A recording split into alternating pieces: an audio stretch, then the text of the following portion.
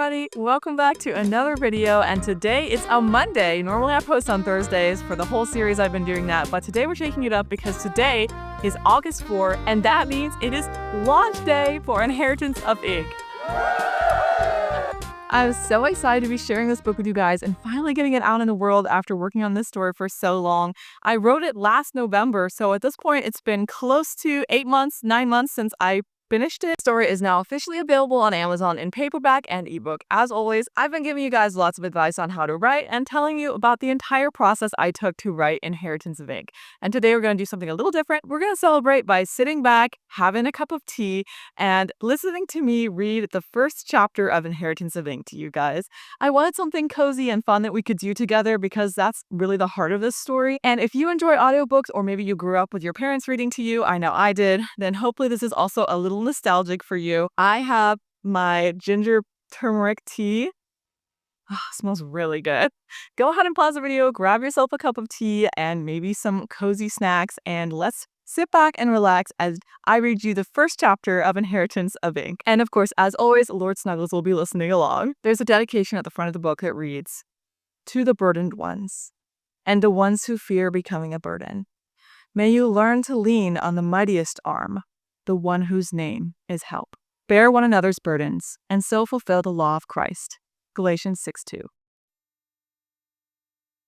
You can't see this in an audiobook, but there is a map of Tenebra at the front of the book. There's also a table of contents because I'm old-fashioned that way, and you'll see that the chapters are all titled. This stuff is not exclusive to a hardcover. You'll find it in the paperback as well. Now let's get started reading. Chapter 1. Ink stains and stolen classrooms. Numbers made more sense than people. They were reliable, they were consistent, and best of all, they never felt the need to shout at you about their grades. Whenever Professor Nelius found himself in an unsettling situation, he looked for numbers to calm himself.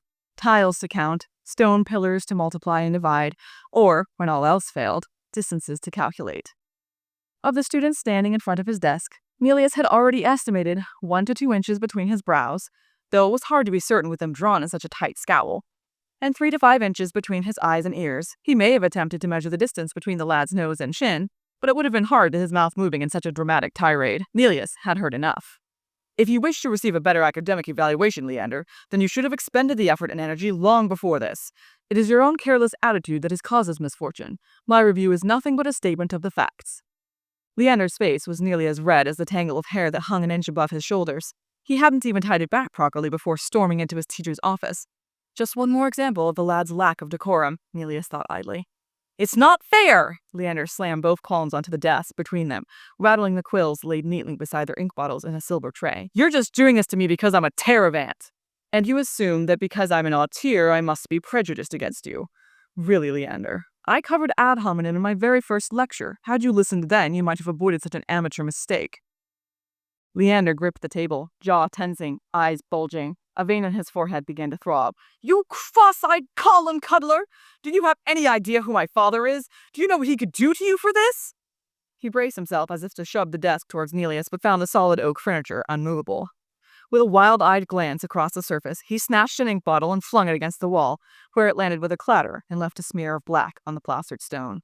"If you don't retract your review, then I won't be allowed to debate. And if I'm not allowed to debate, my father will ruin you." The boy jabbed a finger at Nelius's chest. "He'll ruin you so thorough you'll have to live in a dung heap under the city and fight blind rats for scraps."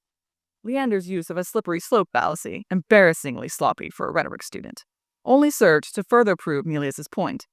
But this wasn't a time for rebuttals, however well it deserved. He stood and leveled a frigid gaze at the student, making good use of the 4 inches he had over him in height. "Your impotent threats have detained me long enough. For those students who actually wish to improve their marks through study rather than manipulation, I have a class to teach.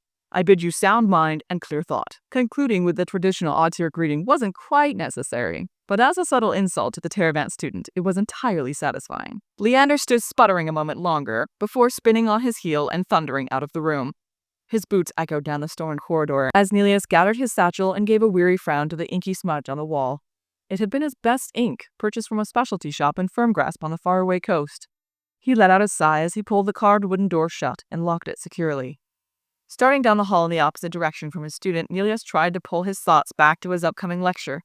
Terms lasted 10 weeks with a 2-week leave in between each. But one would have thought it was a 2-year leave with how quickly his students forgot their lessons. He'd better be prepared for an absurd number of questions. As he rounded the corner, Nelius came face to face with a long tarp hanging between the tall, elegant pillars and a sign pointing the opposite way down the hall. He groaned and brushed a hand through his hair. That was yet another thing that had only gotten worse over the study leave, the blasted renovations.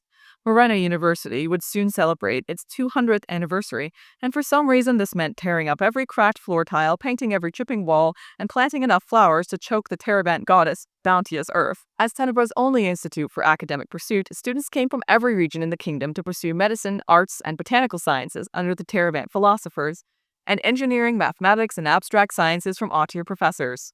Nelius was proud of the school's legacy and of his part in it, but he didn't see how they could celebrate education by disrupting teachers' routines. He shrugged off his cloak as he stepped into the dappled sunlight of the promenade. Though the grassy courtyards, crisscrossed with stone paths, was hardly tranquil on a typical day, it was now in utter chaos. Students and teachers were wedging their way between gardeners and masons, and all attempting to avoid a particularly enormous construction project hidden beneath a lopsided tent. By the sound of chisels and hammer, Nelius guessed it would be yet another statue. No doubt a tribute to some prominent Autier, since the Terabants had erected a topiary of one of theirs just last week. At least the overzealous beautification efforts hadn't affected the merrily gushing fountain at the center of the yard. From his classroom, Nelius could always hear its reassuring gurgle, and beyond its sheer engineering marvel, he found it strangely calming as well. It was one of the benefits of being assigned a classroom so far from his office. Even on the most overwhelming days, its stream played on, unbothered by the deadlines and tedious re-explanations of concepts his students should have grasped hours ago. The air cooled as he stepped into the shadows of the lecture hall and strode from the rough paving stones to the smooth marble tiles. 36 tiles to his classroom. It was labeled, as were all Autier classrooms, with the name of a long-dead Autier scientist, Hargrove. Nelius couldn't help but smile as he pushed through the door and laid eyes on the familiar benches and stone walls, freshly painted, of course. But standing at the head of the room, beside a desk Nelius distinctly remembered claiming as his own, stood a woman with a quill in one hand and a worn leather journal in the other. Her auburn hair was tucked beneath a black professor's beret decorated with a peafowl feather, and a blue sash looped from one shoulder to her opposite hip, indicating her as a language and literature specialist like himself. When she looked up, he counted exactly 9 freckles on her nose and cheeks. He frowned. "Begging your pardon, but what are you doing here? I have a class to teach, and I must have time to prepare beforehand." A blush colored her ears. I'm sorry. Perhaps you're mistaken? I was under the impression that the administration had assigned this room to me." She curled a hand behind her ear as if to brush at a wisp of flyaway hair, then wiped her palms on her skirt. "I'm Professor Seraphine, of the respected House of Bovril." He remembered her now. They'd attended Morena University at the same time, though she'd often missed classes and returned assignments late. She clearly hadn't respected academics much of the time, and even after the university hired her alongside him the previous year, he'd heard her reliability hadn't improved in the slightest. He gave her a short nod. "Professor Seraphine, I'm afraid there's been some kind of mix-up. Hargrove is assigned to me for the middle afternoon period." He glanced out the window to confirm the time by looking at the shadows. "I teach rhetoric and argument, and I must have adequate time to set up my materials and prepare my room." "Are you quite certain?" "According to the classroom log, I've been assigned to teach scrolls and chronicles in this room for the mid-afternoon period. I had Hargrove last term, and it's a well-known policy of the university to keep subjects in a consistent location to improve students' navigation." Seraphine knit her brows. "I'm sure this is all very disorienting for you, and once my class is over, I will happily accompany you to the administration to get it all sorted out." "Then where am I going to teach? This classroom is nearest the fountain, and this is where I can focus best." It was an illogical argument, but he couldn't stop himself as a wave of panic threatened to swallow him.